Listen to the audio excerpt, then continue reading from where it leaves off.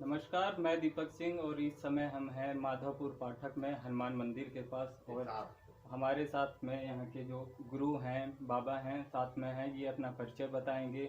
बाबा का ये परिचय हम जानते हैं। कोविड के समय में बाबा जी को जो है कोविड हो गया था।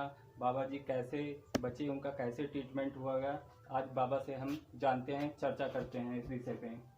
बाबा जी, सबसे पहले आप हमारा अपना परिचय बताइए। जी जी जी, क्या नाम है? नाम और अपना पूरा परिचय। मैं सुंदरलाल पाठक जी पाठक बाबा, मंदिर पुजारी, तापमान संकट मोचन जी तापमान संकट मोचन मंदिर, माधवपुर पाठक, माधवपुर पाठक। सलोन। जी, कोविड के समय में आपको कोविड हो गया था। बहुत सारी बीमारियां चली थी, बहुत सारा संकट आया था लोगों पे, गरीब लोग हो, कुछ सभी परेशान थे। बहुत ही संकट की घड़ी थी। कोविड हो गया था आपको, क्या हुआ था? कोविड हो गया था, यहाँ कोई आता ही नहीं। मदद आपको कहीं से मिली? नहीं, क्या हमारे एक बच्चा जो है जी सुधांशु मोहन पाठक, जी वही लड़का हमारे साथ रहता था जी और रात दिन सेवा करता था। इसके अलावा कोई दिखाई भी नहीं पड़ता था।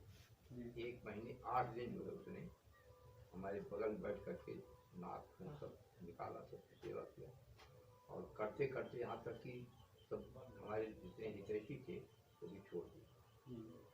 और जो हमारे भक्त थे वो भी आते थे। जो मुख्य जो है ये साकेत बहादुर सिंह थे, सुरेश कुमार गुप्ता थे, ये सुनील गुप्ता साहू थे, ये एक लड़का है राजेंद्र, वो भी मतलब पूरी सेवा सभा करते थे। कन्हैया थे, डॉक्टर थे बेचारे, उन्होंने सेवा किया कि वो उनको मैं विस्मरण हो रहा हमको। कन्हैया के डॉक्टर हैं चौधरी। चौधरी मतलब आपके जितने भी सेवक थे वो आ रहे थे, आपके जो चिंतक थे वो आए और उन्होंने आपका जो है इलाज करवाया, आपकी रेख देख की कराया। मतलब इतना धन हमारे पास तो था नहीं। जी मैं स्वयं नौकरी करने के बाद। अच्छा, आप नौकरी करते थे पहले? मैं रोडवेज में स्टेशन इंचार्ज था। अच्छा, यूपी गवर्नमेंट रोडवेज में स्टेशन इंचार्ज था। अच्छा। और जब खत्म हुआ, अब ड्यूटी हमारी खत्म हुई, रिटायर हुई, तो जितना हमको धन मिला रोडवेज से जितना मिला था 3.5 लाख रुपये, और 3.5 लाख रुपये जब यही हुआ तो हम ये हमारी बदल गई। मंदिर आपने बनवाया था? हाँ, हमने बनवाया था। हमारा किस साल में बना था ये मंदिर? ये 2008 में इसकी पर देखो क्या बैठा लिखा है, 2004 में इसकी हो गई है। अच्छा, 8 में इसका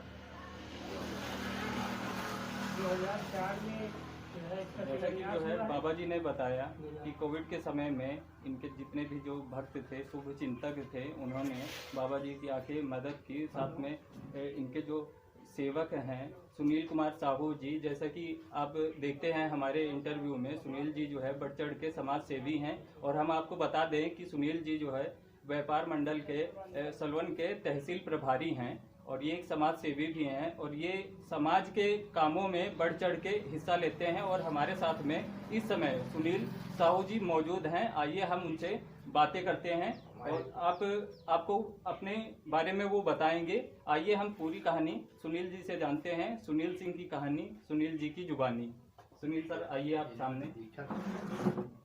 क्या कहना चाहेंगे? कोविड के समय में इतनी महामारी चली थी, कोई एक दूसरे को टच नहीं कर रहा था। घर से निकलने के लिए लोग बाग डर रहे थे, भय का माहौल था कि कहीं कोविड ना हो जाए। सदमे में था दुनिया, लग रही थी कि बचेगा नहीं, सब ने आस छोड़ दिया था। उस समय पे भी हमने देखा और जैसे सुना, स्थानीय लोगों से सुना, काफ़ी चर्चाएं मैंने आपकी सुनी उसमें कि सुनील जी ने जो है कोविड के भी समय में लोगों को इतनी मदद की, शायद कोई नहीं कर पाएगा और बहुत ही सराहनीय कार्य है।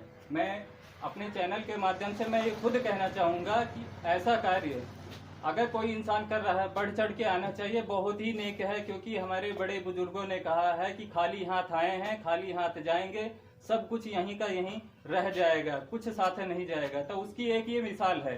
तो सुनील जी से हम आज इस विषय पे चर्चा करते हैं।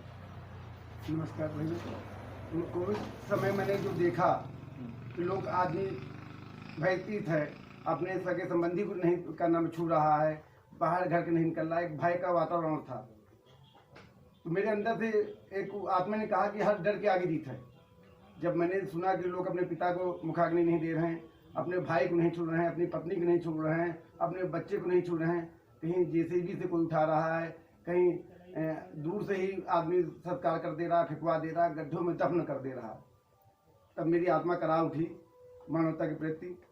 मैंने जीवन में एक चीज कहा था, हर डर के आगे जीत है। अगर मौत आनी होगी तो ये शाश्वत सत्य है कि वो आएगी, चाहे मैं घर के अंदर पैक रहूंगा, चाहे मैं दुकान पे रहूंगा, रोड पर रहूंगा, या चलूंगा या कार्य करूंगा, मौत एक शाश्वत सत्य है। मौत तो सबकी आनी है, और कैसे आएगी कोई नहीं जानता। हो सकता मैं घर के अंदर रहूँ तभी मौत आएगी, निकलूंगा एक्सीडेंट आएगा, उससे भी आएगा, कोई नहीं जानता कब किसकी मौत किससे आएगी। मौत का तो तय समय है, जब जिसका समय पूरा हो गया तब उसकी आएगी। तो मैंने घर वालों को, जब मैंने निकला, मैंने कोविड सहायता समूह बनाया, मैंने निश्चय किया अपने घर में, और मैंने एक ग्रुप बनाया कोविड सहायता समूह, और उसकी बैठक सर्वप्रथम वात्सल नरसिंह में बुलाई। सलोन के 50 समाज सेवी आए थे, सबने कहा भैया मैं आपके साथ हैं, क्योंकि बहुत फंड की जरूरत होती है, काफ़ी दवाइयाँ, ऑक्सीजन सिलेंडर, इस सब की जरूरत थी। तो लोग आए, मैं उसके वीडियो जो आपको दूंगा कि कब हमने बैठक की, लोग आए, उन्होंने कहा भैया आप इस काम में हम आपके साथ हैं, आप आगे बढ़ो, क्योंकि हम नहीं कर पा रहे हैं। कोविड के समय में ऑक्सीजन सिलेंडर की बहुत मारामारी थी, सिलेंडर किसी को मिल ही नहीं पा रहा था, बहुत सारी दिक्कतें थी, कैसे मैनेज किया? काफ़ी सरकारी लोगों को, संसदीय लोगों से हमने बातें की। हमारे कुछ मित्र इलाहाबाद में थे, कुछ रायबरेली में थे, जहाँ से भी सिलेंडर हो पाया, सबने जब जाना कि मैं इस तरह मदद कर रहा हूँ, लोगों को फ्री ऑक्सीजन सिलेंडर दे रहा हूँ, तो हर व्यक्ति ने मेरी ज़रूरत के समय ऑक्सीजन सिलेंडर मुहैया कराया। जहाँ जहाँ जरूरत थी, हमने 11 गाँव कोविड गाँव गोद लिए थे।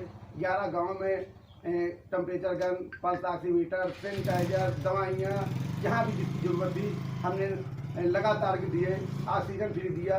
किसी धर्म जात समुदाय को ध्यान न रखते हुए पीड़ित व्यक्ति को हमने सहायता पहुंचाई। जिन गांव में डॉक्टर्स टीम नहीं जा पा रही, या डॉक्टर या प्रशासन सहयोग नहीं कर रहा पा रहे, प्रशासन ने अपील की, हम लोग जाके वहां पर, हमारे साथ डॉक्टरों की टीम थी, लोग जाते जांच करते थे, अपनी जान जोखिम रह के। हमारे घर से कहा जाता था कि कोविड लेके आओ, घर में कुछ हो जाएगा या तुमको कुछ हो गया। तो मैंने जीवन में ये सत्य कही थी कि अगर सभी मर जाएंगे तो मैं ही जी के क्या करूँगा।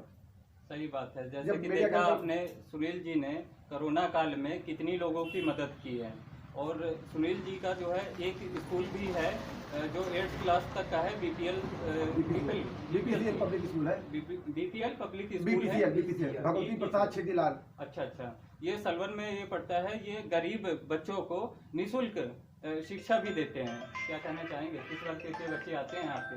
हमारे पास तो देखिए मीडियम क्लास के बच्चे आते हैं, जिनके या तो जो पढ़ाई चाहते हैं, बड़े स्कूलों में पढ़ नहीं सकते, फैमिली शिक्षा की व्यवस्था बड़ी दयनीय है, तो वो बच्चे आते हैं। उसमें बिना पिता के बच्चे, मैं ऑलरेडी जब से मैंने विद्यालय खोला था, मुझको एक पीड़ा थी। मेरे पिता के, मेरे बाबा जल्दी असमय मृत हो गई थी, तो पिताजी पढ़ाई पूरी नहीं कर पाए थे, तब वो इलाहाबाद यूनिवर्सिटी में पढ़ रहे थे, उनको वापस लौटना पड़ा था। तो मुझे एक पीड़ा थी कि बिना पिता के बच्चा अनाथ है। जी। तो मैंने उस मानते वक्त अनाथों की सेवा करने का संकल्प लिया था पिताजी की मौत की बात, कि जो भी बच्चा अनाथ है वो बीपीसीएल पब्लिक स्कूल को फ्री पढ़ाएगा, गरीब बच्चों को फ्री पढ़ाएगा। पैसे की वजह से किसी व्यक्ति की शिक्षा नहीं रुकेगी। हमने विद्यालय खोला, गरीब बच्चे फ्री हैं, किसी कार्यक्रम कोई पैसा नहीं, कोई डोनेशन नहीं, कोई लेट फीस नहीं। मेरा जीवन में था कि हर बच्चा पढ़ाए और शिक्षित हो। आज हमने 5 सालों में, 6 सालों में 4 बच्चे हमने, क्या नाम है, नवोदय विद्यालय में सिलेक्शन दिए। 25 बच्चों की हमने पढ़ाइयाँ दी। हर क्लास से ऊपर पढ़ाई नहीं देते कि बच्चा शिक्षित हो, नकल नहीं करने देते, कि गरीब बच्चों का विद्यालय है। अच्छा सुनील जी, एक वाक्य और सामने आया था हमारे कल, जब हम सलवन में पहुंचे थे, हम वहाँ पे कवरेज कर रहे थे, तो कुछ लोगों ने आपके बारे में बताया था। एक वाक्य ये था सामने कि ब्लड डोनेशन का, कि किसी को ब्लड की आवश्यकता थी, उसके बारे में क्या थोड़ा डिटेल्स में आप हमारे चैनल के माध्यम से बताइए। क्या है, बहुत ही अच्छा कार्य था जी।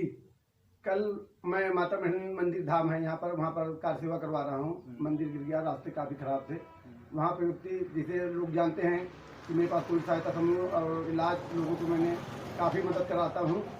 हमारे पास टीम है समाज सेवी लोग जो सब कार्यों में मदद करती है। तो व्यक्ति आया, उसका एक रिश्तेदार ऊंचाहार ग्राम का था, डेंगू से पीड़ित था, प्लेटलेट अपोलो हॉस्पिटल में भर्ती था और उसको ब्लड की जरूरत थी 7 यूनिट। तो उसने कहा तो मैंने तुरंत तत्काल अपने सहायता समूह पे सड़न सहायता समूह और कोई सहायता समूह का अपील डाली और माता की कृपा हुई। विदिन 5 मिनट के अंदर 5 समाज सेवी तैयार हुए और उसमें एक ब्राह्मण संप्रदाय था, उसका था एक सुधांशु मोहन, एक पाठक मुख्य पुजारी प्रताप संकट के पोते वो थे और 2 वैश्य समाज के व्यक्ति थे। एक मुस्लिम समाज का व्यक्ति भी कुरैशी वो भी आया। यहाँ पर देखिए मुस्लिम समाज का व्यक्ति कितनी बड़ी बात है। जैसे कि कहा जाता है कि रक्तदान महादान, रक्त की कोई जाति नहीं होती है।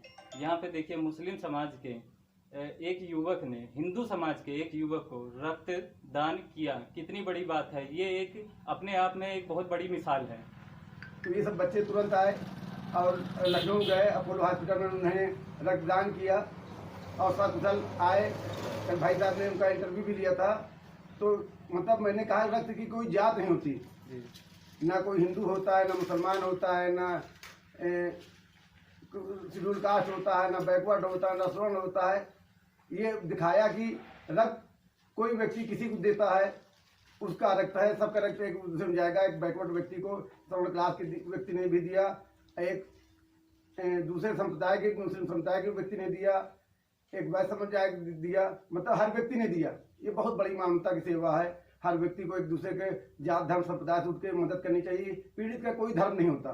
जी पीड़ित की मदद होनी सही चाहिए। बात है कि जैसा कि आपने देखा सुनील जी ने बताया कि जो है रक्तदान महादान और गरीबों की ये सेवा करते हैं और करते आए हैं और समय समय पर इनके बारे में जो है काफ़ी पत्रिका हो गए, न्यूज़पेपर हो गए, इनमें भी जो है न्यूज़ इनकी निकलती रहती है क्योंकि ये बहुत ही अच्छा कार्य करते हैं, समाज सेवा करते हैं। और हम आपको दिखाने भी चाहेंगे, हमारे पास कुछ प्रूफ भी हैं, कुछ कटिंग्स भी हैं जो न्यूज़पेपरों की हैं। मैं आपको दिखाना चाहूँगा। ये देखिए, ये मैं आपको दिखाना चाहूँगा। ये देखिए मेरे पास कुछ हैं कटिंग्स। ये देखिए निःशुल्क नेत्र शिविर, ये देखिए इसका आयोजन हुआ था सलवन में 14 दिसंबर को। ये देखिए एक हिंदुस्तान का है। ये देखिए गरीब बच्चों को मुफ्त में शिक्षा देने वाला स्कूल, BPCL पब्लिक स्कूल।